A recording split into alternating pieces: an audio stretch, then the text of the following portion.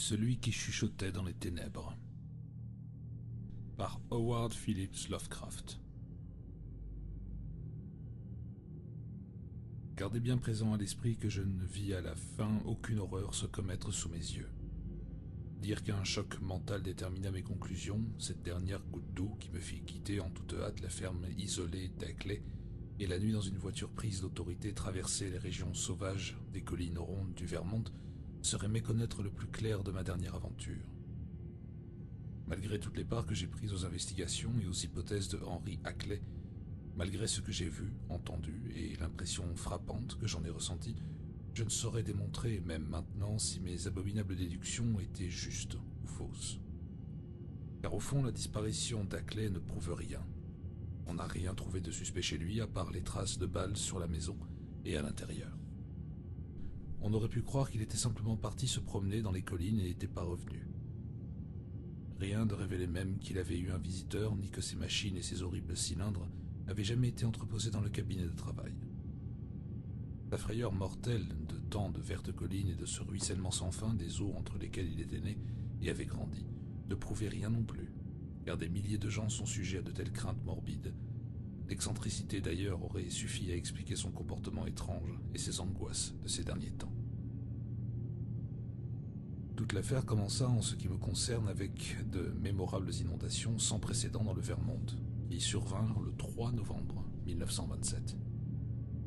J'étais alors comme à présent professeur assistant de littérature à l'université de Miskatonic à Arkham, Massachusetts, et amateur passionné du folklore de la Nouvelle-Angleterre. Peu après, parmi les articles de toutes sortes sur les épreuves, les peines et les secours organisés dans la presse étaient pleines, apparurent des histoires bizarres de créatures qu'on avait vues flotter sur certaines rivières en crue, au point que plusieurs de mes amis se lancèrent dans de curieuses discussions et firent appel à moi pour jeter si possible un peu de lumière sur la question. Flatté que l'on prit au sérieux mes études folkloriques, je m'efforçais de minimiser les contes extravagants si nettement inspirés de vieilles superstitions paysannes.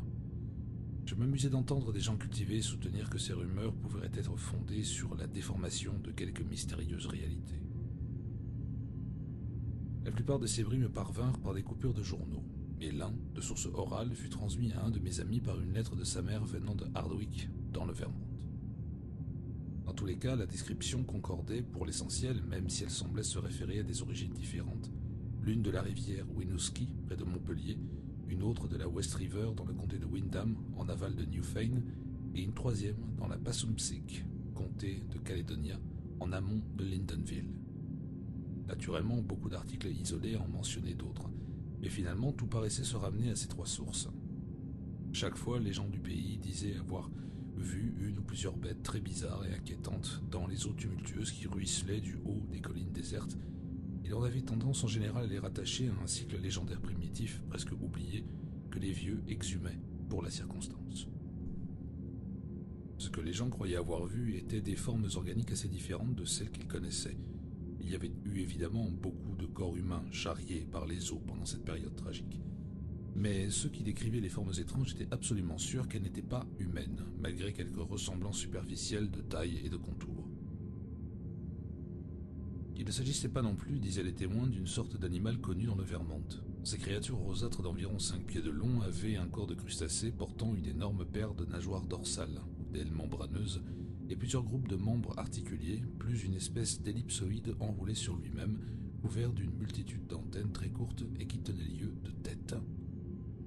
Les récits d'origines différentes coïncidaient vraiment de manière remarquable, mais moins étonnante cependant si l'on songe que les vieilles légendes répandues autrefois dans tout le pays des collines suggéraient une image hideusement frappante qui avait pu influencer l'imagination des témoins.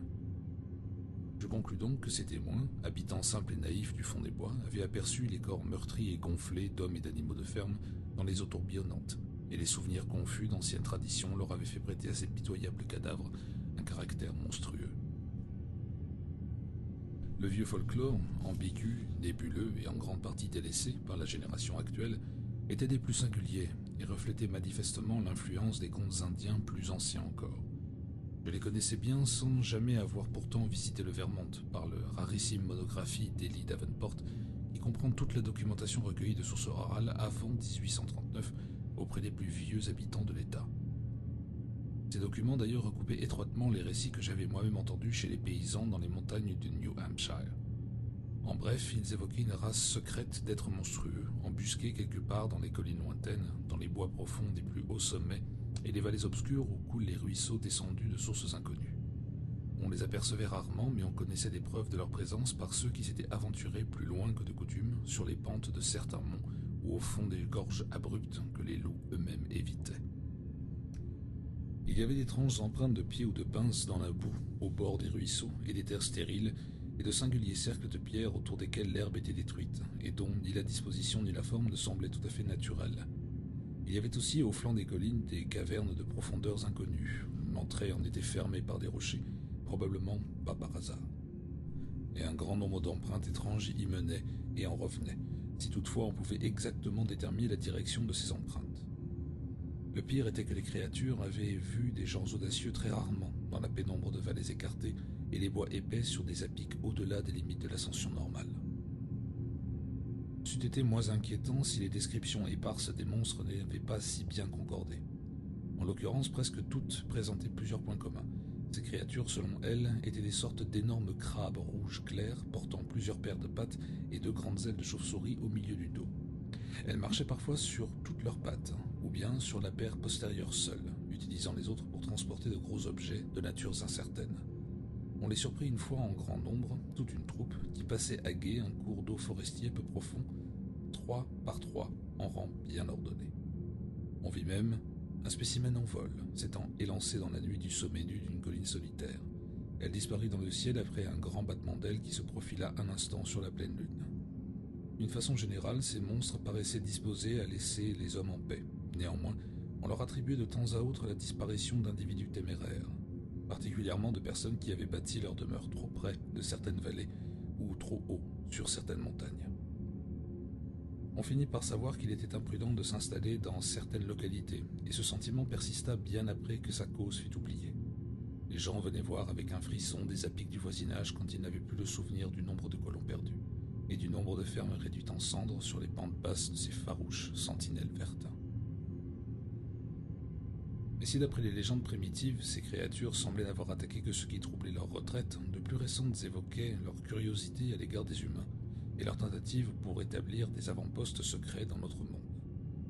Il courait des histoires de bizarres empreintes griffues, découvertes le matin, sous les fenêtres des fermes, et de quelques disparitions dans des régions tout à fait en dehors des lieux manifestement hantés.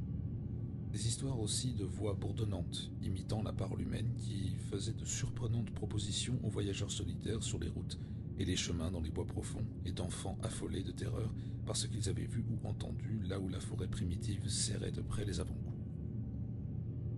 Dans la dernière strate de légende, celle qui précède immédiatement le déclin de la superstition et l'abandon de tout contact direct avec les lieux redoutés, on trouve des allusions horrifiées à des ermites et des fermiers isolés qui, à un certain moment de leur vie, semblaient avoir subi une répugnante évolution mentale et qu'on évitait car ils passaient pour des mortels vendus aux créatures étranges. Dans un des comtés du Nord-Est, on avait apparemment coutume, vers 1800, d'accuser les reclus excentriques et impopulaires d'être les alliés ou les représentants des monstres abhorrés. Quant à la nature de ces êtres, les explications, bien sûr, différaient. On les appelait généralement ceux-là, ou les anciens, mais d'autres termes étaient d'usage local ou temporaire. Peut-être l'ensemble des colons puritains y voyaient carrément des familiers du diable, en faisait-il le sujet de spéculations théologiques impressionnantes. Les héritiers du légendaire celte, en particulier la population écossaise et irlandaise de New Hampshire et leurs descendants établis dans le Vermont sur les terres concédées aux colons par le gouverneur Wentworth, les rattachaient vaguement aux fées nuisibles, aux petits peuples des marais et des rats, s'en protégeaient avec des bribes d'incantations transmises depuis des générations. Mais les théories les plus fantastiques restaient celles des Indiens. Si les légendes différaient selon les tribus, il y avait une sensibilité de croyance sur certains points essentiels. On admettait communément que ces créatures n'étaient pas de cette terre. Les mythes des Pennacook, les plus pittoresques et les plus cohérents, enseignaient que les volants venaient de la Grande Ourse, dans le ciel, et possédaient sous nos collines terrestres des mines d'où ils extrayaient une espèce de pierre qu'aucun autre monde ne pouvait leur procurer. Ils ne vivaient pas ici selon les mythes, mais y gardaient simplement des avant-postes et regagnaient à tire d'aile leur propre astre du Nord avec d'énormes cargaisons de pierres. Ils n'étaient dangereux que pour les terriens qui les approchaient de trop près ou les espionnaient. Les animaux les fuyaient par aversion instinctive, et non parce qu'ils les chassaient. Ils ne pouvaient manger ni animaux ni rien de terrestre et apporter des étoiles leur propre nourriture. Il était mauvais de les approcher et parfois de jeunes chasseurs partis dans leurs collines ne revenaient jamais. Il n'était pas bon non plus d'écouter ce qu'ils chuchotaient la nuit dans la forêt, avec des voix d'abeilles qui essayaient d'imiter celles des humains. Ils connaissaient le langage de toutes les sortes d'hommes, Pennecook, Hurons, 5 nations, et ne semblaient pas avoir de langue personnelle. Ils parlaient avec leur tête, qui changeait de couleur pour signifier différentes choses. Tout le légendaire, naturellement, le blanc comme l'Indien, décline peu à peu au cours du XIXe siècle, à part quelques réveils ataviques de circonstances. Les manières de vivre et de circuler des Vermontois se stabilisèrent, et une fois établis leur chemin et leur résidence selon un certain plan précis, ils se rappelèrent de moins en moins les craintes et les détours qui avaient déterminé ce plan, et même que craintes et détours aient jamais existé. La plupart des gens savaient seulement que telles régions montagneuses étaient considérées comme extrêmement malsaines, improductives et généralement néfastes pour leurs habitants, et que plus on s'en tenait loin, mieux on s'en trouvait. Avec le temps, l'habitude et l'intérêt économique creusèrent des ornières si profondes dans les lieux de bonne réputation qu'il n'y eut plus aucune raison d'en sortir, et les collines hantées furent abandonnées par hasard plutôt qu'à dessein. En dehors de rares paniques locales, seuls quelques grands-mères éprises de merveilleux et de nonagénaires nostalgiques parlaient à voix basse de ce qui rôdait dans ces collines, et les bavards reconnaissaient eux-mêmes qu'il n'y avait plus grand-chose à craindre de ces créatures, maintenant qu'elles étaient habituées à la présence des maisons et des fermes, et que les humains respectaient scrupuleusement les territoires qu'elles s'étaient choisis. J'avais appris tout cela de mes lectures et de certains contes populaires recueillis dans le New Hampshire. Aussi, dès qu'apparurent les rumeurs après l'inondation, je devinais aisément quel contexte imaginaire les avait encouragés. Je m'évertuais à l'expliquer à mes amis, m'amusant du même coup de l'acharnement que mettaient quelques chicaneurs à chercher dans ces récits une possible vérité. Ils tentaient de montrer que les légendes primitives étaient d'une constance et d'une cohérence significatives, et que les collines du Vermont étaient pratiquement inexplorées. Il semblait hasardeux d'affirmer ce qui pouvait les habiter ou non. Ils ne furent pas plus désarmés quand j'affirmais que tous les mythes relevaient de formes bien connues, identiques pour la majeure partie de l'humanité, et procédant des premières phases de l'expérience imaginative qui crée toujours le même type d'illusion. Il fut inutile de démontrer à ce genre d'adversaire que les mythes du Vermont différaient bien peu dans leur essence de ces légendes universelles qui, personnifiant la nature, remplirent le monde antique de faune, de dryades et de satyres, suscitèrent les Kalikanzari de la Grèce moderne, et dotèrent l'Irlande et le pays de Galles sauvages de leurs obscures races d'étranges et terribles petits troglodytes et fouisseurs cachés. Toujours aussi vain de rappeler la croyance étonnamment proche des tribus des collines népalaises au redoutable Migo, ou abominable homme des neiges, hideux rôdeur parmi les pics de roc et de glace des sommets de l'Himalaya. Quand j'avançais cet argument, mes contradicteurs le retournèrent contre moi, disant qu'il impliquait une certaine vérité historique des contes anciens.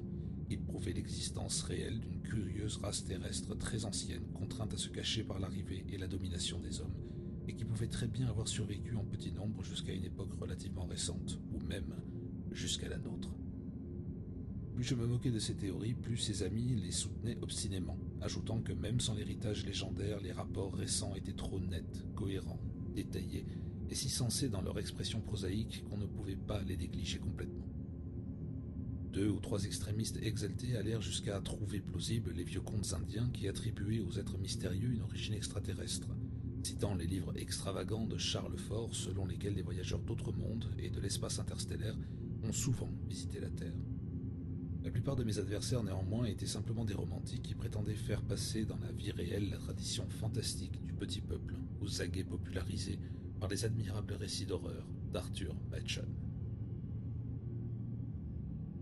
Comme on pouvait s'y attendre, cette discussion passionnée finit par être publiée sous forme de lettres à l'Arkham Advertiser. Certaines furent reproduites par la presse du Vermont dans ces régions d'où venaient les histoires de l'inondation. Le Rutland Herald consacra une demi-page à des extraits de lettres contradictoires tandis que le Brattleboro Reformer reproduisait intégralement l'un de mes longs résumés historico-mythologiques accompagnés de commentaires dans la sérieuse chronique signée de Pendrifter, qui appuyait chaleureusement mes conclusions sceptiques. Au printemps de 1928, j'étais presque dans le Vermont, sans pourtant y avoir jamais mis les pieds. Puis vinrent les lettres d'Henry Ackley et leurs démentis qui m'impressionnèrent si profondément et me menèrent pour la première et dernière fois dans ce monde fascinant plein d'apics et de verdure et du murmure des ruisseaux forestiers. Presque tout ce que je sais maintenant d'Henry Wentworth Ackley vient de ma correspondance avec ses voisins et avec son fils unique en Californie, après mon aventure dans sa ferme solitaire. J'appris qu'il était sur sa terre natale le dernier représentant d'une longue lignée très estimée dans le pays des juristes, d'administrateurs et de gentilshommes campagnards. Avec lui cependant, l'esprit familial s'était détourné des questions pratiques pour se consacrer à l'étude. Il avait ainsi acquis une remarquable formation en mathématiques, en astronomie, biologie, anthropologie et folklore à l'université du Vermont. Je n'avais jamais entendu parler de lui auparavant, et il ne me donna pas dans ses lettres beaucoup de détails autobiographiques. Mais je compris dès le début que c'était un homme de caractère, intelligent et cultivé, bien que reclus et très peu préoccupé des affaires de ce monde. Malgré l'invraisemblance de ce qu'il affirmait, je ne pus m'empêcher de prendre aussitôt Ackley plus au sérieux que je n'avais fait de mes autres contradicteurs. D'abord, il était vraiment proche du phénomène réel, visible ou tangible, sur lequel il fondait de si grotesques spéculations. Ensuite, il était étonnamment prêt, en véritable homme de science, à soumettre ses conclusions à l'épreuve de l'expérience. Sans privilégier aucune préférence personnelle, il s'appuyait toujours sur ce qu'il considérait comme une preuve formelle. Je commençais naturellement par le juger dans l'erreur, mais j'étais sûr qu'il se trompait intelligemment. À aucun moment, je ne m'associais à certains de ses amis qui attribuaient à la folie ses idées et sa crainte des vertes collines solitaires. Je compris que c'était un homme remarquable, et ce qu'il rapportait devait revenir de circonstances étranges qui méritaient une enquête, même si elles avaient peu de rapport avec les causes fantastiques qu'il leur supposait. Plus tard, il m'envoya des preuves matérielles qui situaient la question à un niveau assez différent et d'une bizarrerie déconcertante. Je ne saurais mieux que de transcrire intégralement, dans la mesure du possible, la longue lettre dans laquelle il se présentait et qui marqua un tournant si important dans ma propre histoire intellectuelle. Elle n'est plus en ma possession, mais ma mémoire a retenu presque chaque mot de son sinistre message, et j'affirme à nouveau ma confiance dans la santé mentale de celui qui l'écrivit. Voici ce texte, un texte qui me parvint en pâte de mouche griffonnée teinté d'archaïsme, comme celui de l'homme qui, visiblement, n'avait guère fréquenté le monde pendant sa vie tranquille, vouée à l'étude. Cher monsieur, j'ai lu avec grand intérêt dans le Brattleboro Reformer du 23 avril la réimpression de votre lettre sur les récentes histoires de corps étranges qu'on a vu flotter l'automne dernier dans nos rivières en crue, et du curieux folklore avec lequel elles s'accordent si bien. On comprend aisément qu'un étranger prenne la position que vous adoptez, et même que le pendrifter s'y rallie. C'est généralement l'attitude des personnes cultivées au Vermont comme au dehors, et ce fut la mienne quand j'étais jeune homme. J'ai maintenant 57 ans. Avant que mes études en général et particulièrement mon étude du livre de Davenport me conduisent à explorer par ici certains coins des collines qu'on ne visite pas, d'habitude. J'ai été orienté vers ces recherches par les contes bizarres que j'entendais chez les vieux fermiers les plus ignorants, mais à présent je voudrais ne jamais l'avoir fait. Je puis dire en toute modestie que l'anthropologie et le folklore sont loin de m'être étrangers. J'en ai fait beaucoup à l'université, et je suis un familier de la plupart des auteurs qui font autorité tels que Tyler, Lubbock, Fraser, Quatrefages, Murray Osborne, Keith, Bull, J. Elliott Smith, etc. Je n'ignore pas que ces légendes de races cachées sont aussi vieilles que l'humanité. J'ai lu les réimpressions de vos lettres et celles de vos contradicteurs dans le Rutland Herald, et je crois savoir où en est votre controverse à l'heure actuelle. Ce que je tiens à vous dire, c'est que vos adversaires, je le crains, sont plus près que vous de la vérité, même si la raison semble de votre côté. Ils sont plus près qu'ils ne le croient eux-mêmes, car naturellement ils ne parlent qu'en théorie et ne peuvent savoir ce que je sais. Si je n'en connaissais pas plus qu'eux, je ne croirais pas à mon avis justifié comme ils le font. Je serais tout à fait de votre avis. Vous le voyez, j'ai du mal à aborder mon propos probablement parce que je le redoute, mais le fin mot de l'affaire, c'est que j'ai la preuve que des êtres monstrueux vivent bel et bien dans les bois des hautes collines où il ne va personne. Je n'ai rien vu de ce qui flottait dans les rivières comme on l'a dit, mais j'ai vu des êtres qui leur ressemblent, dans des circonstances que je craindrais de répéter. J'ai découvert des empreintes de pas et récemment je les ai vues près de chez moi, plus près que je n'ose vous le dire. Et j'ai surpris des voix dans les bois, en certains points que je ne me hasarderais même pas à noter par écrit. À un endroit, je les entendis si bien que j'apportai un phonographe muni d'un dictaphone et d'un cylindre de cire vierge, et j'essaierai de vous faire entendre l'enregistrement que j'ai obtenu. Je l'ai passé sur l'appareil pour quelques-uns des vieux d'ici, et l'une des voix les a presque figés d'horreur tant elle ressemblait à une autre, dont parlait leur grand-mère et qu'elles imitaient pour eux. Je sais ce qu'on pense en général d'un homme qui prétend entendre des voix, mais avant de tirer vos conclusions, écoutez plutôt cet enregistrement et demandez à quelques vieux coureurs de bois ce qu'ils en disent. Si vous pouvez expliquer cela normalement, très bien, mais il doit y avoir quelque chose là-dessous. Ex nihilo nihil fit, n'est-ce pas? Je ne vous écris pas pour entamer une discussion, mais pour vous apporter une information qui devrait, je pense, intéresser vivement un homme de votre caractère. Ceci est confidentiel. Officiellement, je suis de votre avis, car certains incidents m'ont prouvé qu'il vaut mieux ne pas en savoir trop là-dessus. Mes propres recherches sont à présent tout à fait personnelles et je me garderai bien de dire quoi que ce soit qui pût attirer l'attention des gens et les amener à visiter les lieux que j'ai explorés. Il est vrai, terriblement vrai, que des créatures non humaines nous observent tout le temps, et des espions parmi nous recueillent des informations. C'est par un misérable qui, s'il était sain d'esprit, comme je le crois, était un de ces espions que j'ai obtenu le plus clair de ce que je sais sur cette affaire. Il s'est suicidé par la suite, mais j'ai des raisons de penser qu'il y en a d'autres maintenant. Ces créatures viennent d'une autre planète car elles sont capables de vivre dans l'espace interstellaire et d'y voler sur des ailes maladroites mais puissantes qui peuvent résister à l'éther, mais qui sont trop rudimentaires pour être bien dirigées dans l'air. Je vous en dirai davantage plus tard, à moins que, me jugeant fou, vous me rejetiez tout de suite. Elles viennent extraire les métaux de mines qui s'enfoncent profondément sous les collines, et je crois savoir d'où elles descendent. Elles ne nous feront pas de mal si nous les laissons tranquilles, mais nul ne peut dire ce qui arrivera si nous devenons trop curieux. Naturellement, une bonne armée pourrait venir à bout de leur colonie. C'est ce qu'elles craignent. Mais dans ce cas, il en viendrait d'ailleurs, en quantité. Elles n'auraient aucun mal à conquérir la terre, et si elles ne le font pas encore, c'est qu'elles n'en ont aucun besoin. Elles préfèrent laisser les choses en état pour éviter les ennuis. Je crois qu'elles ont l'intention de se débarrasser de moi à cause de ce que j'ai découvert. C'est une grosse pierre noire portant des hiéroglyphes inconnus à demi effacés que j'ai trouvée dans les bois de Round Hill, à l'est d'ici. Tout a changé depuis que je l'ai rapportée chez moi. Si elles jugent que j'ai trop de soupçons, ou elles me tueront ou elles m'enlèveront de cette terre pour m'emporter là d'où elles viennent. Elles se plaisent à enlever de temps en temps des hommes de science afin de se tenir au courant de ce qui se passe dans le monde humain. Cela m'amène à mon second propos, c'est-à-dire vous prier instamment de mettre fin à l'actuel débat au lieu de lui donner plus de publicité. Il faut éloigner les gens de ces collines et par conséquent ne pas piquer davantage leur curiosité. Dieu sait que le danger est assez grand déjà avec les promoteurs et les agents immobiliers, avec les foules d'estivants qui envahissent le Vermont, prennent d'assaut les coins sauvages et couvrent les collines de villes à bon marché. Je poursuivrai volontiers une correspondance avec vous et je tâcherai de vous envoyer par express si vous le souhaitez l'enregistrement et la pierre noire. Je dis tâcherai parce que ces créatures m'ont l'air de fureter dans mes affaires.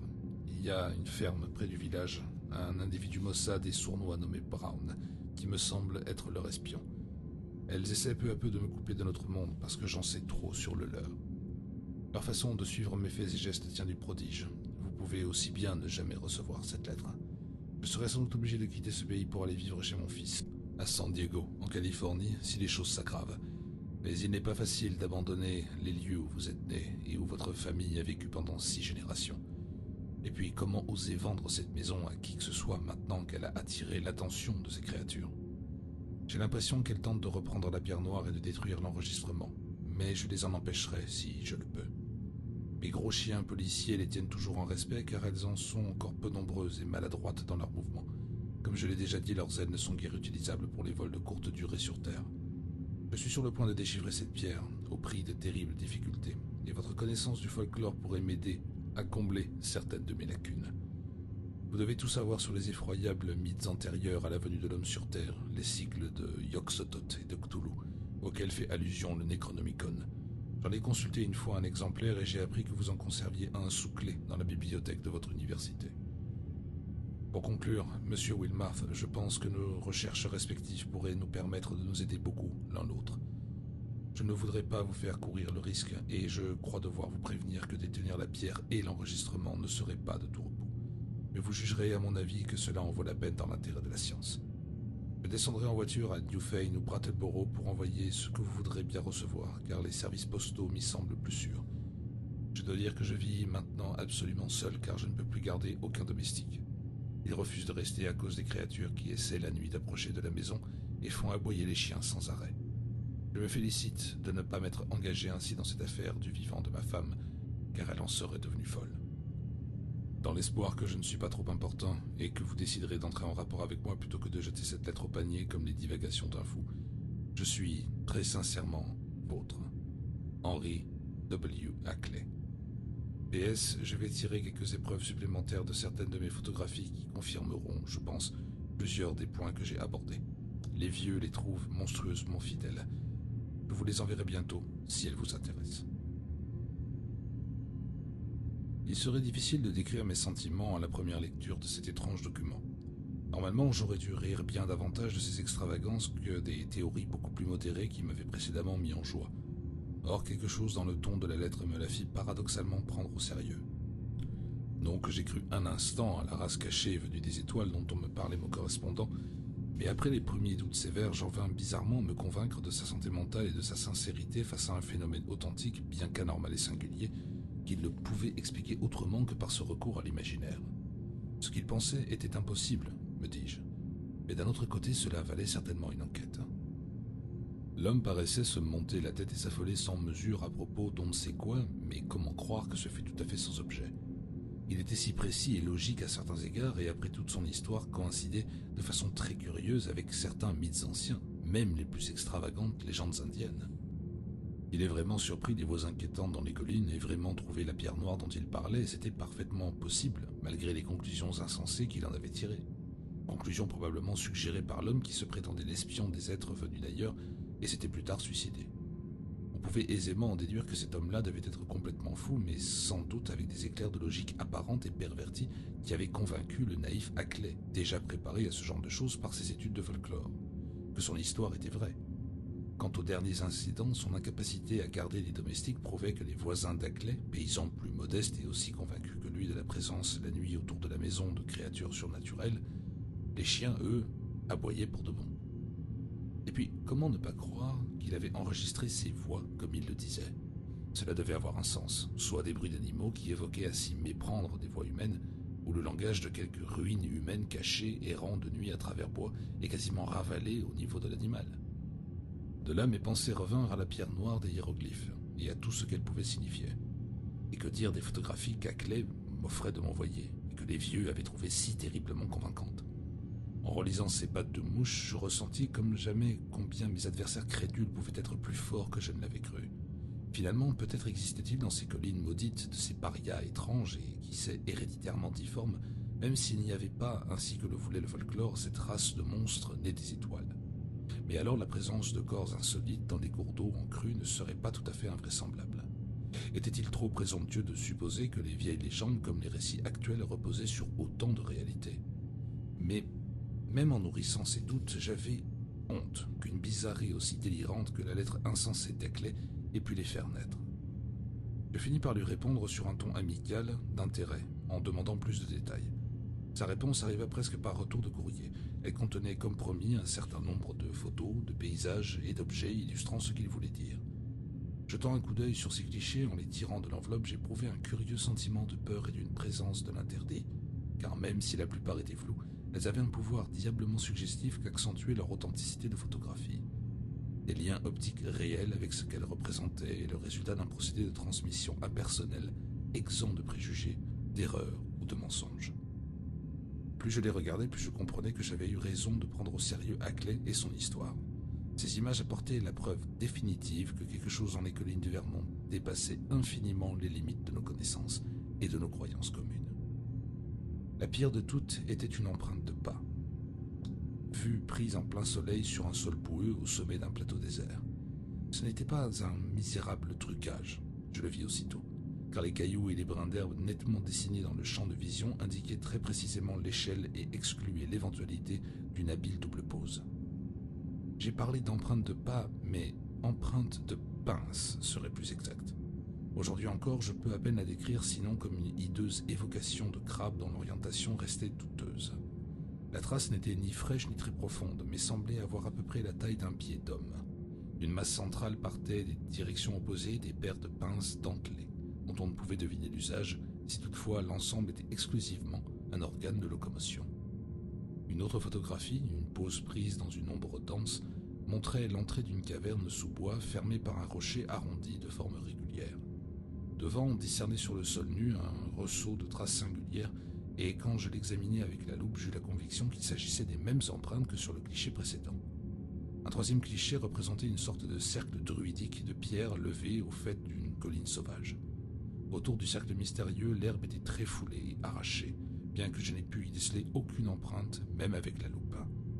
L'extrême isolement des lieux était suggéré par l'océan de montagnes désertes qui s'étendait à l'arrière-plan jusqu'à un horizon brumeux. Si la plus inquiétante de toutes ces images était celle de l'empreinte de pas, la plus étrangement suggestive représentait la grosse pierre noire trouvée dans les bois de Round Hill. À Clay, elle avait photographié sur ce qui était manifestement sa table de travail quand on voyait au fond des rangées de livres et un buste de Milton. L'objet, pour autant qu'on puisse en juger, était posé verticalement face à l'appareil et sa surface, à la courbure irrégulière, mesurait 1 pied sur 2. Mais décrire avec précision cette surface et la forme générale de la pierre échappe au pouvoir du langage. Impossible même d'imaginer selon quel principe géométrique inconnu elle avait été taillée, car elle l'était à n'en pas douter, et je n'avais jamais rien vu qui m'eût autant frappé par sa radicale étrangeté à l'égard de notre monde. Je ne distinguais pas grand-chose dans les hiéroglyphes qui y étaient gravés, mais j'en vis un ou deux qui me causèrent un choc. Bien sûr, ce pouvait être un faux, car je n'étais pas le seul à avoir lu l'abominable et monstrueux Necronomicon de l'arabe fou Abdul al-Azred. Mais je n'en frissonnais pas moins en reconnaissant des idéogrammes que mes études m'avaient appris à associer aux rumeurs les plus impies et les plus terrifiantes concernant ces êtres doués d'une demi-existence inimaginable avant même la formation de la Terre et des autres mondes intérieurs du système solaire. Des 5 dernières photographies, 3 représentaient des paysages de marais et de collines qui semblaient porter des traces d'occupants cachés et nuisibles. Une autre montrait une empreinte bizarre sur le sol très près de la maison d'Ackley qu'il avait prise, disait-il, le matin après une nuit où les chiens s'étaient déchaînés plus bruyamment que d'habitude. Elle était trop floue pour qu'on en puisse tirer des conclusions précises, mais elle rappelait diaboliquement l'autre marque ou empreinte de pince photographiée sur le plateau des aides. La dernière image était celle de la propriété d'Ackley, une jolie maison blanche à 2 étages et un grenier, qui devait avoir, dans les 125 ans, précédé d'une pelouse bien entretenue et d'une allée débordée de pierres qui menait à une entrée de style géorgien, sculptée avec goût. Plusieurs gros chiens policiers étaient couchés sur la pelouse auprès d'un homme au visage sympathique, à la courte barbe grise, qui devait être Ackley en personne, qui s'était photographié lui-même, à en juger par la poire du déclencheur qu'il tenait dans sa main droite. Des clichés, je passais à la lettre, volumineuse et d'une écriture serrée, et pendant les 3 heures suivantes, je fus plongé dans un abîme d'horreur inexprimable. Ackley m'exposait dans tous les détails ce dont il m'avait auparavant donné un aperçu. De longues transcriptions de mots surpris la nuit dans les bois, de minutieuses descriptions des monstrueuses formes rosâtres épiées sur les collines, au crépuscule, dans les forêts, et une terrible relation cosmique où il appliquait une érudition profonde et variée aux interminables divagations du fou, soi-disant espion, qui s'était suicidé. Je me retrouvais devant des noms et des termes que j'avais déjà entendus ailleurs, avec les plus hideux rapprochements. Yugot, le grand Cthulhu, Tzatogua, Yog-Sothoth, R'lyeh, Nyarlathotep, Azathoth, Astur, Yan, Leng, le lac de Ali, Beth-Mura, le cygne jaune, El-Mur-Catulos, Bran et le Magnum Innominantum. Et je fus ramené en arrière à travers des éternités sans nom et des dimensions inconcevables jusqu'à des mondes d'une essence plus ancienne et plus lointaine que l'auteur dément du Necronomicon n'avait que vaguement pressenti. On me parlait des abîmes de la vie originelle et des courants qui en avaient découlé, et enfin de l'infime ruisselet issu d'un de ces courants qui s'était trouvé mêlé aux destinées de notre planète. Je fus pris de vertige alors que, jusque-là, je prétendais tout expliquer. Je me mis à croire aux prodiges les plus inattendus et les plus incroyables.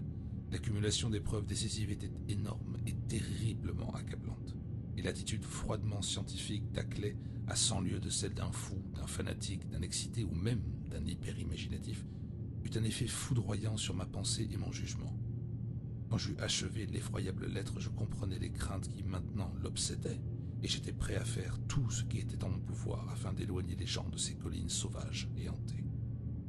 Même à l'heure actuelle, alors que le temps a émoussé les impressions et m'a fait quelque peu remettre en question ma propre aventure et mes doutes affreux, il ne reste des choses dans la lettre d'Ackley que je ne citerai pas, ou même que je ne traduirai pas en mots sur le papier. Au fond, je préfère qu'elle ait disparu avec l'enregistrement et les photos, et je regrette, pour des raisons que j'expliquerai bientôt, qu'on ait découvert la nouvelle planète au-delà de Neptune. Après la lecture de cette lettre, mon débat public sur l'horreur du Vermont s'arrêta définitivement. Les arguments de mes adversaires restèrent sans réponse ou remis à plus tard avec des promesses et la controverse tomba peu à peu dans l'oubli. À la fin du mois de mai et en juin, j'entretins une correspondance suivie avec Ackley, mais de temps à autre une lettre se perdait de sorte qu'il nous fallait revenir en arrière et nous livrer à un laborieux travail de copie. Nous nous proposions en somme de comparer nos notes sur le mystérieux savoir mythologique pour parvenir à rattacher plus nettement les horreurs du Vermont à l'ensemble des légendes primitives du monde. En premier lieu, nous avions pratiquement reconnu que ces monstres et l'infernal Migo de l'Himalaya étaient un seul et même genre de cauchemar incarné. Il y avait aussi des hypothèses zoologiques fascinantes, que j'aurais soumises au professeur Dexter à ma propre université si Ackley ne m'avait pas formellement interdit d'en parler à qui que ce soit. Si je parais lui désobéir aujourd'hui, c'est que j'estime, au point où en sont les choses, une mise en garde contre ces sauvages collines du Vermont contribue davantage à la sécurité publique que ne ferait le silence. On peut en dire autant de ces pics himalayens que de hardis explorateurs semblent de plus en plus décidés à gravir. Ce à quoi nous tendions essentiellement était le déchiffrage des hiéroglyphes sur cette infâme pierre noire, dont nous comptions obtenir des secrets bien plus profonds et plus étourdissants que l'homme n'en avait jamais connus. Vers la fin du mois de juin, je reçus l'enregistrement, expédié de Brattleboro, puisque Ackley se méfiait du réseau du Nord. Il avait l'impression d'être l'objet d'une surveillance accrue, ce que semblait confirmer la perte de plusieurs de nos lettres, et ne tarissait pas sur la conduite sournoise de certains individus en qui il voyait les instruments et les espions des monstres cachés. Il soupçonnait surtout Walter Brown, le fermier revêche qui vivait seul sur son domaine délabré et à flanc de colline, près des bois profonds, et que l'on voyait souvent se traîner au coin des rues de Brattleboro, Bellows Fame, New Fane et South Londonderry, de façon bizarre et sans motif apparent. Ackley était convaincu d'avoir reconnu la voix de Brown parmi celles dont il avait surpris un jour la terrible conversation. Une autre fois, il avait découvert près de chez Brown une empreinte de pied ou de pince d'une signification particulièrement inquiétante. Elle était singulièrement proche de certaines traces de pas de Brown lui-même, qui allait au-devant d'elle. Donc, l'enregistrement était parti de Brattleboro où Ackley s'était rendu dans sa Ford par les routes désertes du Vermont. Il avouait dans une lettre jointe qu'il commençait à redouter ses trajets et qu'il n'osait même plus aller s'approvisionner à Townshend autrement qu'en plein jour. Il n'était pas bon, répétait-il sans cesse, d'en savoir trop pour qui n'habitait pas très loin de ces silencieuses et énigmatiques collines. Il irait bientôt en Californie vivre avec son fils, bien qu'il fût dur d'abandonner une demeure à laquelle étaient liés tous ses souvenirs et ses sentiments familiaux. Avant d'essayer l'enregistrement sur le phonographe de série emprunté à l'administration de l'université, je relus soigneusement toutes les explications d'Ackley dans ses différentes lettres. Ce document, disait-il, avait été réalisé vers 1h du matin, le 1er mai 1915, près de l'entrée fermée d'une caverne, à l'endroit où le versant ouest de la montagne Noire s'élève au-dessus du marais de Lee. Ce lieu avait toujours été anormalement infesté de voix bizarres. Il avait apporté phonographe, dictaphone et cylindre vierge, dans l'espoir d'obtenir un résultat. Une expérience antérieure lui avait appris que la veille du 1er mai, la hideuse nuit de sabbat des légendes souterraines d'Europe serait probablement plus favorable que toute autre date, et il ne fut pas déçu. Il faut noter d'ailleurs qu'il n'entendit plus jamais de voix à cet endroit-là. À la différence des voix surprises dans la forêt, celle-ci avait une fonction quasi rituelle, et l'une était manifestement humaine, bien qu'Ackley n'ait pas réussi à l'identifier. Ce n'était pas celle de Brown, mais d'un homme certainement très cultivé. La seconde voix pourtant était le nœud de l'énigme, car c'était ce bourdonnement maudit qui n'avait rien d'humain malgré les mots qu'elle prononçait dans un anglais impeccable, avec un accent raffiné. L'enregistrement du phonographe et du dictaphone réalisé dans des conditions défavorables à cause de l'éloignement et du son assourdi du rituel surpris par hasard n'avait pas été parfait, si bien que les paroles recueillies étaient en fait très fragmentaires. Ackley m'avait donné une transcription de ce qu'il croyait avoir compris, et je la parcourus encore avant de mettre l'appareil en marche. Le texte était d'un sombre mystère plutôt que franchement effrayant. Mais ce qu'on savait de son origine et des circonstances dans lesquelles on l'avait obtenu lui prêtait par association d'idées une horreur que n'importe quel mot aurait pu aussi bien emprunter. Je le reproduis ici intégralement tel que je me le rappelle, et je suis sûr de le savoir par cœur non seulement pour en avoir lu la transcription, mais pour l'avoir écouté tant et tant de fois. Mais ce n'est pas une chose qu'on oublie facilement.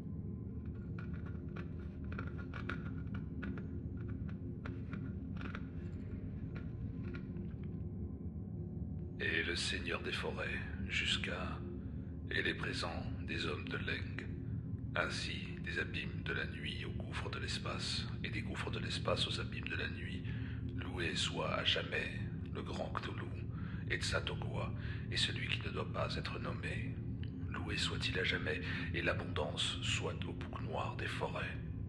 Iashub Nigorat, Iashub Nigorat.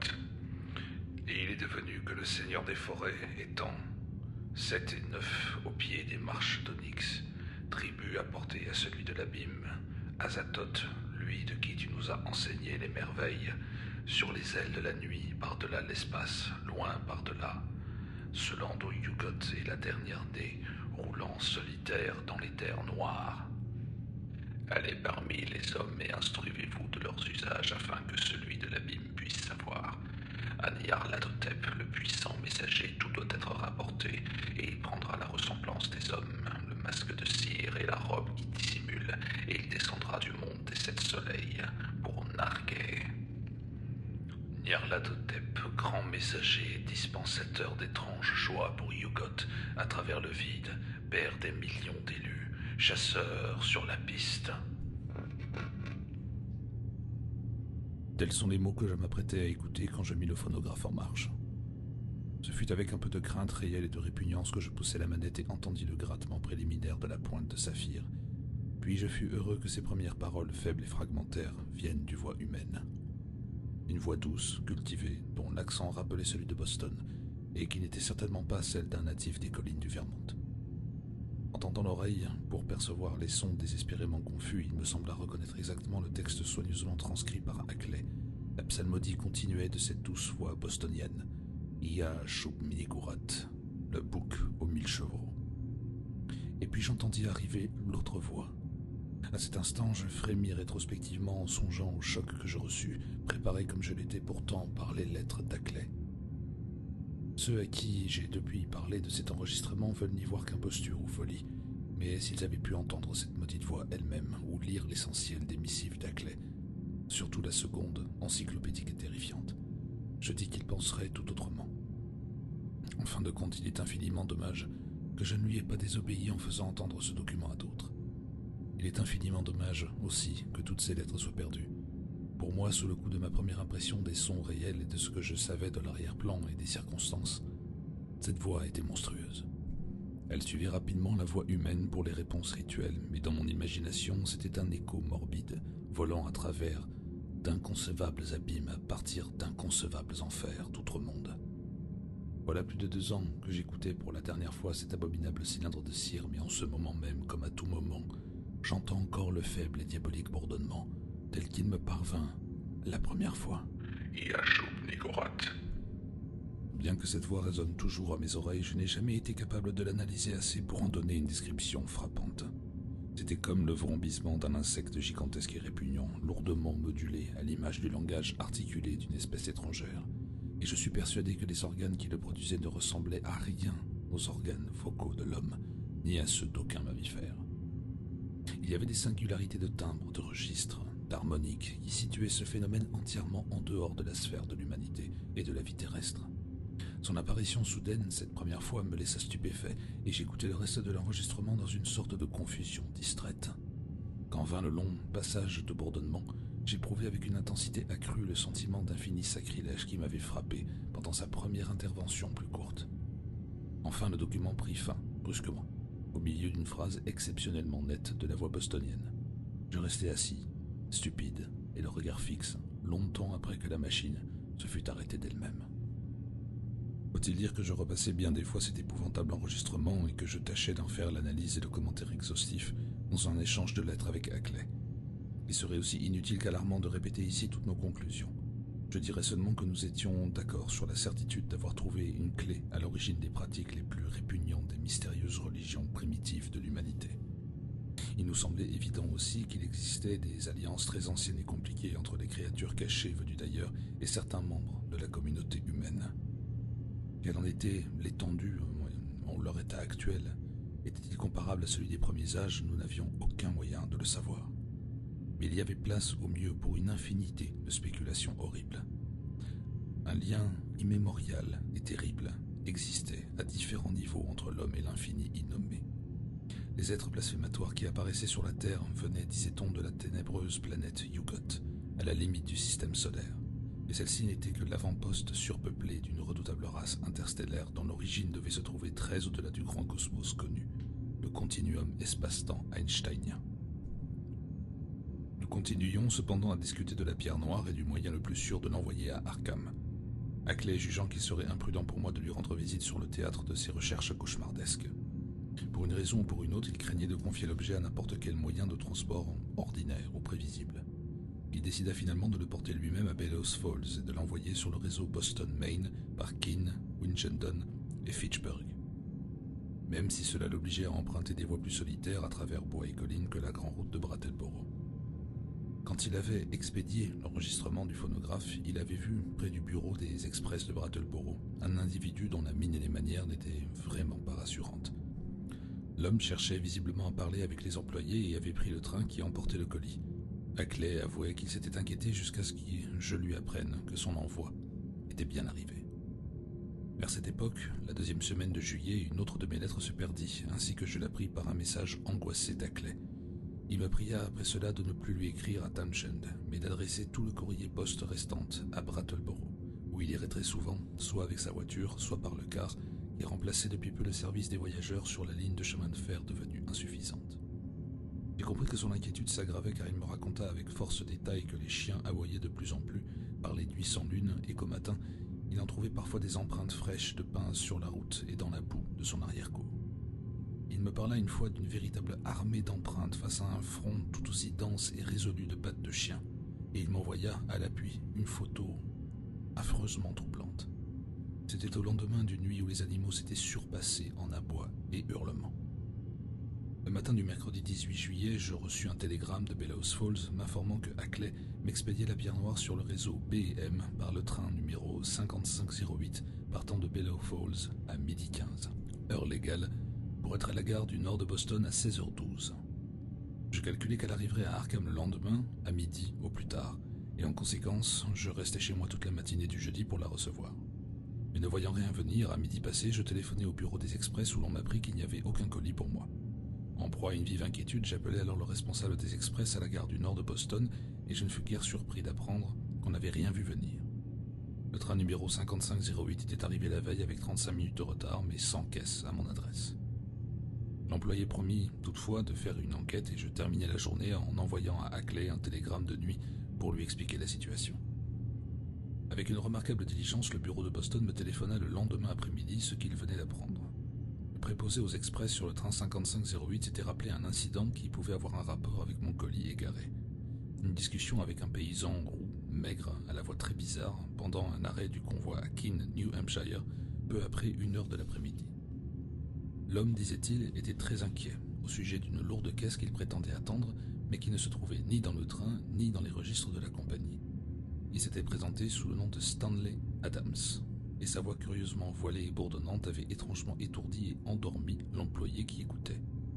Celui-ci ne pouvait plus se rappeler la fin de la conversation, mais se souvenait d'avoir retrouvé toute sa présence d'esprit quand le train se remit en marche.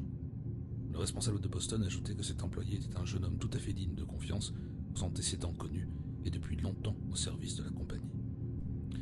Ayant demandé au bureau son nom et son adresse, je partis le soir même l'interroger à Boston. C'était un garçon ouvert et sympathique, mais il était clair qu'il ne pourrait rien ajouter à sa première déclaration. Chose étrange, il n'était même pas sûr de pouvoir reconnaître son bizarre interlocuteur. Voyant qu'il n'avait plus rien à dire, je rentrai à Arkham où je passai le reste de la nuit à écrire à Hackley, à la compagnie, au commissaire de police et au chef de garde Keene. Je sentais que cet individu à la voix insolite qui avait produit sur l'employé un effet si surprenant était la clé de toute l'affaire, et j'espérais que les employés de la gare de Keene et du service télégraphique sauraient me renseigner sur lui et me dire quand et comment il avait mené son enquête. Je dois reconnaître pourtant que toutes mes recherches furent inutiles. On avait vu en effet l'homme à la voix bizarre autour de la gare de Keene le 18 juillet, en début d'après-midi, et un flâneur semblait l'associer vaguement à une lourde caisse. Mais il était absolument inconnu, et nul ne l'avait vu avant ni depuis. Il n'était pas entré au service télégraphique et n'avait apparemment reçu aucun message, pas plus que le bureau n'en avait enregistré pour qui que ce soit mentionnant la présence de la pierre noire à bord du train 5508. Naturellement, Hackley m'aida dans ses recherches et vint même en personne à Keene pour interroger les gens près de la gare, mais il paraissait beaucoup plus fataliste que moi.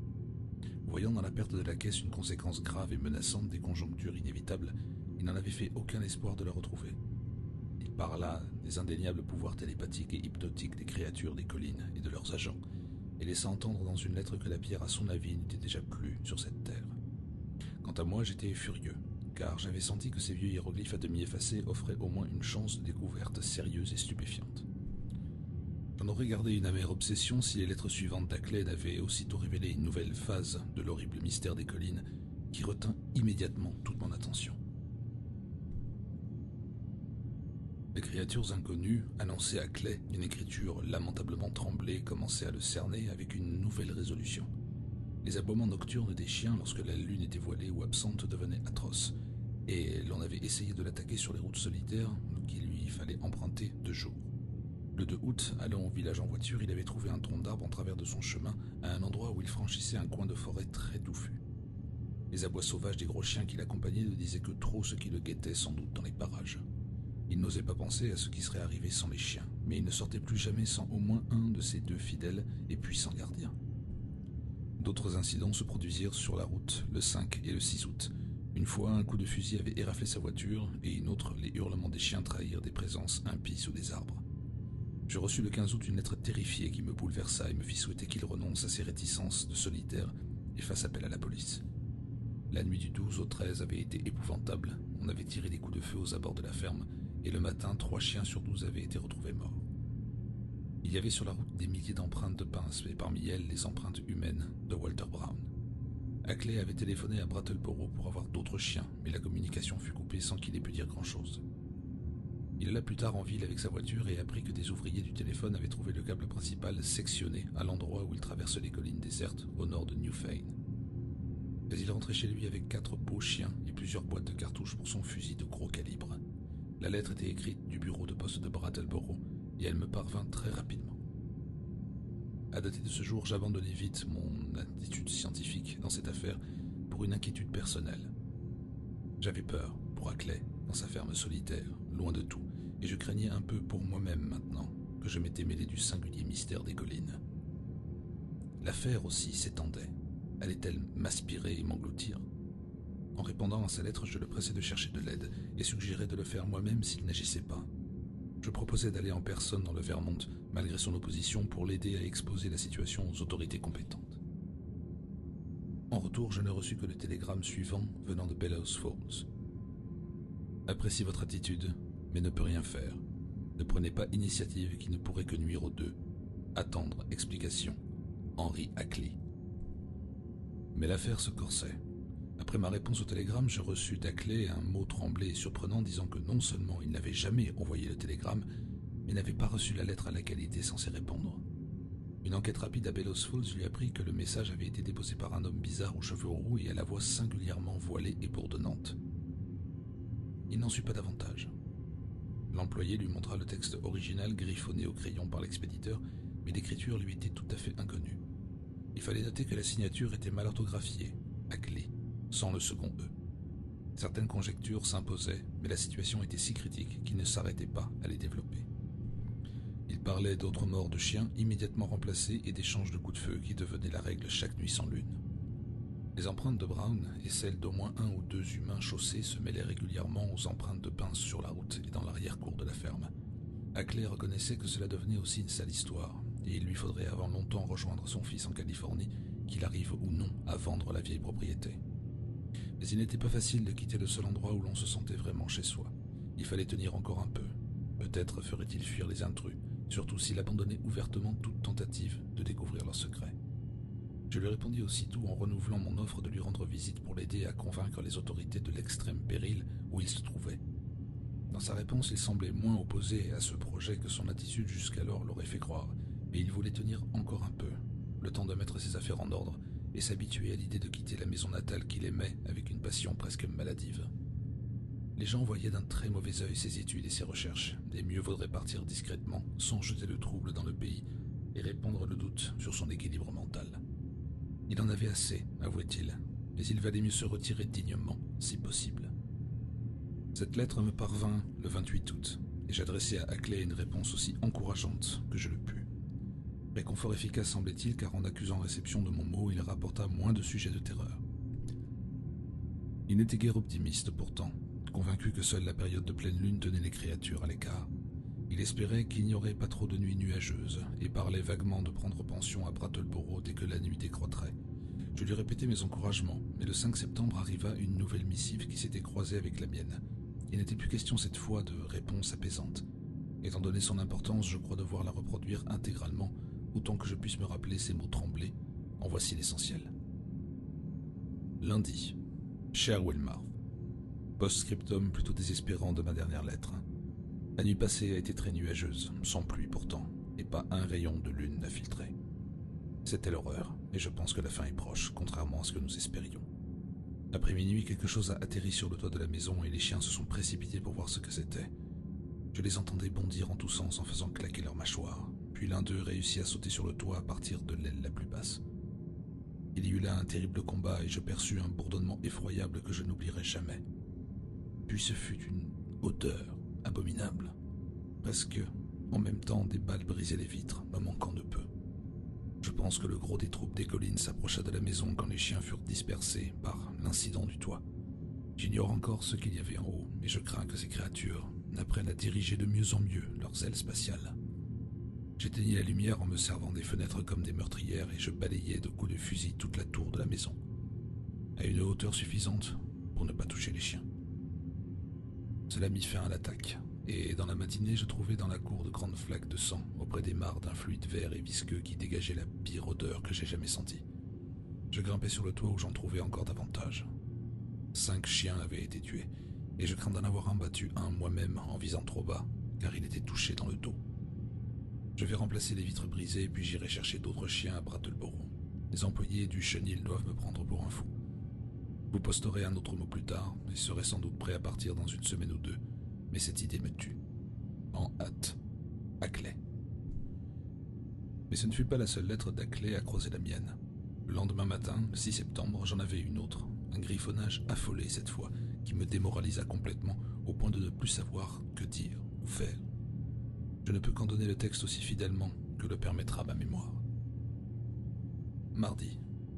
Pas d'éclaircie, donc pas de lune. D'ailleurs, elle commence à décroître. J'aurais fait installer l'électricité dans la maison et poser un projecteur si je ne savais pas qu'il couperait les câbles à mesure qu'on les réparera. Je crois que je deviens fou. Tout ce que je vous ai écrit est peut-être un rêve ou un délire. C'est assez horrible jusqu'à présent, mais cette fois, c'en est trop. Ils m'ont parlé, la nuit dernière, de cette maudite voix bourdonnante et m'ont dit des choses que je n'ose pas vous répéter. Je les entendais clairement par-dessus l'aboiement des chiens et à un moment où leur voix était couverte, celle d'un humain est venue à leur aide. Ne vous en mêlez pas, Wilmarth. C'est pire que nous l'avions jamais imaginé, vous ou moi. Ils ne comptent pas me laisser partir pour la Californie à présent. Ils veulent m'emmener vivant ou quasi vivant théoriquement et mentalement. Non seulement à Hugot, mais au-delà, loin en dehors de la galaxie, peut-être même au-delà de la courbe extrême de l'espace. Je leur ai dit que je ne voulais pas y aller, du moins par le procédé terrible qu'ils proposent de m'appliquer. Mais il n'y a rien à faire, j'en ai peur. Ma demeure est si loin de tout qu'ils y viendront bientôt de jour comme de nuit. 6 autres chiens tués, et en allant à Brattleboro, aujourd'hui je sentais des présences tout le long des parties boisées de la route. Ce fut une erreur de ma part d'essayer de vous faire parvenir cet enregistrement et cette pierre. Mieux vaut détruire le cylindre avant qu'il ne soit trop tard. Vous enverrez un autre mot demain si je suis encore là. J'aimerais pouvoir transporter mes livres et mes affaires à Brattleboro et m'y installer. Je partirais sans rien si je le pouvais, mais quelque chose dans mon esprit me retient. Je peux filer à Brattleboro où je devrais être en sécurité, mais je m'y sens aussi prisonnier qu'à la maison. Et il me semble que je serais incapable d'aller plus loin, même si je renonçais à tout, et même si je le voulais. C'est horrible. Ne vous laissez pas prendre là-dedans. Bien à vous, Ackley. Je ne dormis pas de la nuit après avoir lu cette lettre effroyable, et je ne savais plus du tout que penser de la santé mentale d'Ackley. Le contenu du message était totalement insensé, mais l'expression, étant donné tout ce qui s'était passé avant, gardait un irrésistible pouvoir de conviction. Je différai ma réponse pensant qu'il valait mieux attendre celle d'Ackley à ma dernière missive. Elle arriva en effet le lendemain et les faits nouveaux qu'elle contenait éclipsaient totalement tous les points de ma lettre auxquels il était censé répondre. Voilà ce que j'ai retenu de ce texte griffonné et taché dans la précipitation et l'affolement. Mercredi. Wilmarth. Reçu votre lettre, mais il est inutile de discuter davantage, je suis entièrement résigné. M'étonne d'avoir même assez de volonté pour les tenir à distance. Impossible d'échapper même si je voulais tout abandonner et fuir, ils m'auront. J'ai reçu une lettre d'eux hier. Un homme du RFD l'apporta pendant que j'étais à Brattleboro. Dactylographié et timbré de Bellows Falls, disant ce qu'ils veulent faire de moi, et je ne peux le répéter. Prenez garde, vous aussi. Détruisez cet enregistrement.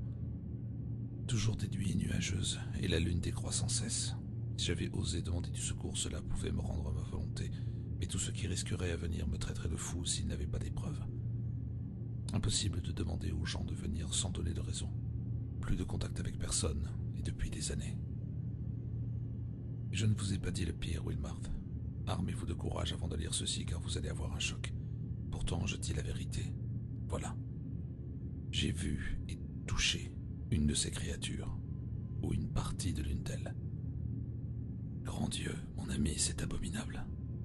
Elle était morte, bien entendu. Un des chiens l'avait tuée, et je l'ai trouvée près du chenil ce matin. J'ai voulu la garder dans le bûcher comme pièce à conviction, mais elle s'est évaporée en quelques heures, sans laisser de traces. Vous savez, tous ces corps dans les rivières, on ne les a vus qu'une fois, le premier matin après l'inondation. Et voici le pire.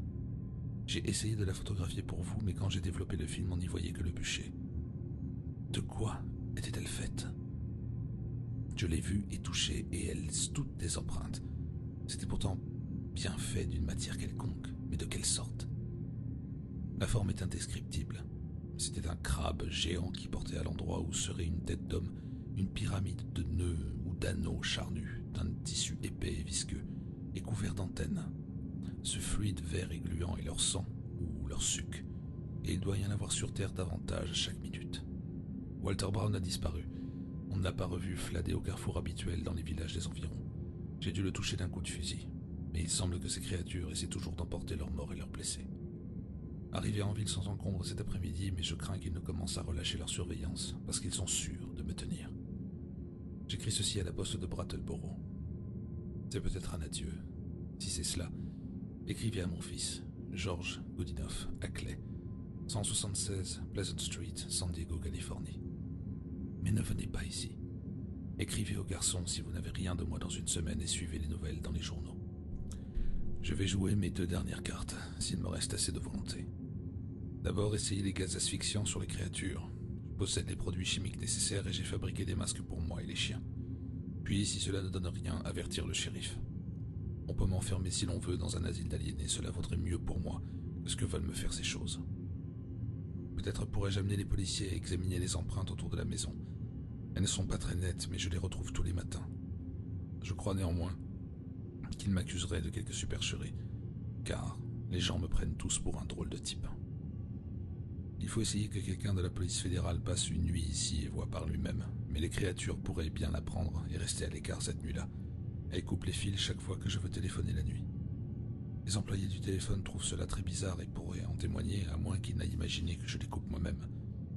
Il y a maintenant plus d'1 semaine que je ne les ai pas fait réparer. Je pourrais obtenir le témoignage de quelques ignorants sur la réalité de ces horreurs, mais tout le monde se moque de ce qu'ils racontent. Et d'ailleurs, ils habitent ma propriété depuis si longtemps qu'ils ne savent rien des derniers événements. On déciderait pour rien au monde un de ces fermiers sur le déclin à venir à 1 mile de ma maison. Le facteur entend ce qu'ils disent et me plaisante à ce propos. Seigneur, si j'osais seulement lui dire combien c'est vrai. Je crois que je vais essayer de lui montrer les traces, mais il vient l'après-midi, et en général, elles sont alors presque effacées. Si j'en conservais une en la recouvrant d'une boîte ou d'un plat, il penserait certainement que c'est un trucage ou une blague. Je regrette d'avoir vécu en ermite, de sorte qu'on ne vient plus me rendre visite comme autrefois. Je n'ai jamais osé montrer la pierre noire ni les photographies ou faire entendre l'enregistrement à personne qu'à des ignorants. Les autres m'accusaient d'avoir tout inventé et ne faisaient qu'en rire. Je peux encore essayer de montrer les photos. On y voit nettement les empreintes de pinces, même si les créatures qui les ont laissées ne peuvent être photographiées. Quel dommage que personne d'autre n'ait vu cette chose ce matin, avant qu'il n'en reste rien. Mais pourquoi m'en soucier? Après ce que j'ai vécu, un asile d'aliénés est un lieu qui envoie un autre. Les médecins peuvent m'aider à me décider à quitter cette maison et cela pourrait peut-être me sauver. Écrivez à mon fils, George, si vous n'avez pas de nouvelles. Adieu. Détruisez cette cire et ne vous mêlez plus de rien. Bien à vous, Ackley. Cette lettre me jeta dans la plus noire terreur. Ne sachant que répondre, je griffonnai quelques phrases incohérentes de conseils et d'encouragement et les envoyai en recommandé. Je me rappelle avoir supplié Ackley de partir immédiatement pour Brattleboro, se mettre sous la protection des autorités. J'ajoutais que je m'y rendrais avec l'enregistrement pour l'aider à convaincre les magistrats de sa santé mentale. Il était temps aussi, disais-je, je crois, de mettre en garde les gens en général contre ce qui se passait parmi eux. On remarquera qu'en ce moment de tension, je croyais moi-même pratiquement à tout ce que Ackley avait affirmé et raconté, si ce n'est que son cliché manqué du monstre mort venait à mon avis non d'une anomalie de la nature, mais d'une erreur de sa part due à son émotion.